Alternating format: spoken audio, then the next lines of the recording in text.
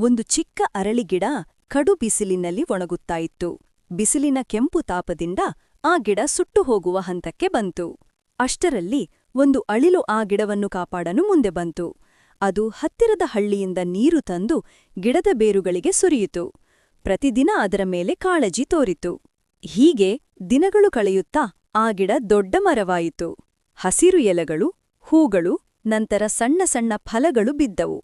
ಅಳಿಲು ಆ ಫಲಗಳನ್ನು ತಿನ್ನುತ್ತಾ ಮರದ ಕೊಂಬೆಗಳಲ್ಲಿ ತನ್ನ ಮನೆ ಕಟ್ಟಿಕೊಂಡಿತು. ಸಂತೋಷದಿಂದ ತನ್ನ ಮರಿ ಅಳಿಲುಗಳ ಜೊತೆ ಆಟವಾಡತೊಡಗಿತು.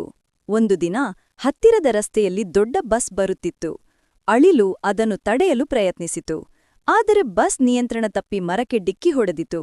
ದೊಡ್ಡ ಮರ ನೆಲಕ್ಕೆ ಬಿದ್ದು ಹೋಯಿತು. ಅಳಿಲಿನ ಮನೆ ಚೂರುಚೂರಾಗಿ ಬಿತ್ತು. ಮರಿ ಅಳಿಲುಗಳು ನೆಲಕ್ಕೆ ಬಿದ್ದರು.